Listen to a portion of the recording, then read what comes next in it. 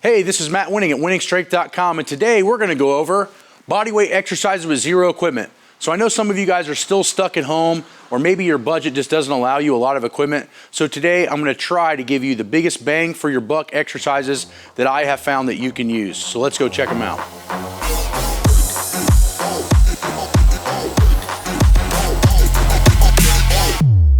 So the first one obviously is just a push-up. Now I'll show you the variations that I like.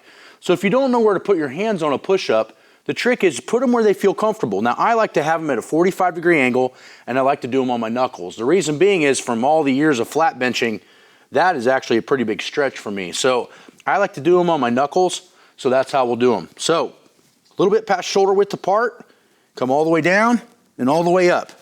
Now the trick is to do this in different positions. So I want to make it harder on my arms, come in closer. I want to make it harder on my pecs, go out wider. The worst way, or the way you should not do these push-ups, is the same way all the time. So if you only have this angle, or you're limited in equipment and you can only do push-ups, vary it around. Don't do it the same way every time. Also change your rep schemes. So do 10s, 12s, 15s.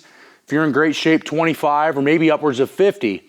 But the trick is change your hand position, change your width, and make sure that you're not getting mileage in the exact same spot, the exact same way. The next exercise is just a basic step up. So you will need a bench or something to step up that's pretty strong.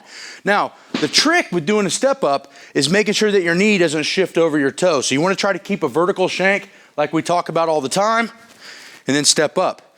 But that's not where the work is done.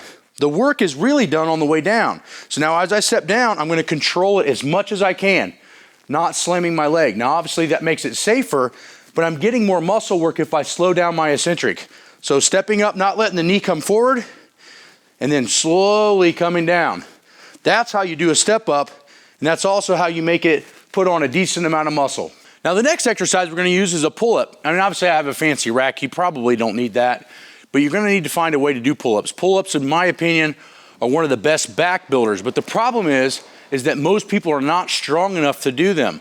So if you're not strong enough to do a pull-up, then go look at our other video that we're actually going to shoot today on pull-up and the ability to progress your pull-ups. So you could do these. We'll do these hammer grip this style. Now the first thing about doing a proper pull-up is to retract the shoulder blades.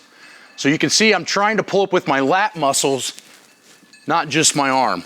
So depending on how strong or how weak you are, one pull-up might be max, or you might be able to do 20 pull-ups. In that case, you might need to add some weight to you. But for most of us, pull-ups are going to be pretty hard. So what I would recommend is that when you're doing pull-ups, make sure you're focusing on getting your back stronger, not just doing the work. The next exercise is a plank. You can do these off the floor. You can do these off of a pad, anything you want. The plank is really awesome because it teaches you how to statically hold your abdominal muscles, and that's mostly what they're for. Abdominals are mostly for attaching your rib cage down to your pelvis. And it allows the body to lock in and be one integral unit from the upper body to the lower body. Now this is really important if you're a deadlifter, a squatter, but this is even maybe just more important if you're just a sedentary or a desk worker. Why? When these muscles get weak, it starts creating back pain and posture issues. So you want to definitely train these no matter what your goals are. So what we do is we come up and we make our body a straight line. Now this doesn't look too hard, unless you don't do them very often. But if you want to make these more difficult, just raise a leg up, right? Take a leg out, lift an arm, lift the other arm. You could put it out, doesn't matter. But the trick is that my core has to lock in really, really hard and really tight. Now, a good time to do this is about a minute, sets of a minute. I would say 2 or 3 sets of a minute, probably twice a week separated in 72 hours, and you're gonna be having a stronger core if your back's hurting, or if you're trying to increase your lifts, watch your deadlifts and your squat go up. A lot of times the core is the weakest link for a lot of these muscle groups and causes the biggest problems. The next exercise is just your traditional alternate toe touch. So I'll show you a couple reps and we'll talk about it.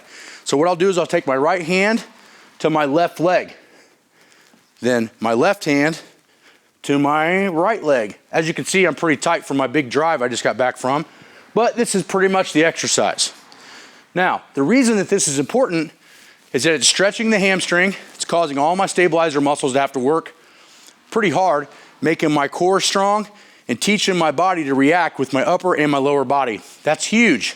So for most of us, that's a hard exercise, very hard to balance, which is probably telling us that we have stability issues and or strength deficits. So I like to use the alternate toe touch when I get out of a car drive, getting ready to sit in a hotel, and I maybe don't have any equipment. It kind of keeps my back from hurting and makes my glutes and hamstrings fire at 100%. So we went over some body weight exercises that I like to use. Now, if you guys want more or you need a program for that, we have a 10-week at-home program that was originally designed for the coronavirus, but you could use that anywhere. I actually developed that program on my long bike ride to Alaska. So utilize these exercises if you don't have a lot of equipment. The trick is never miss your exercises, always modify. So we'll see you on winningstrength.com and have a great week.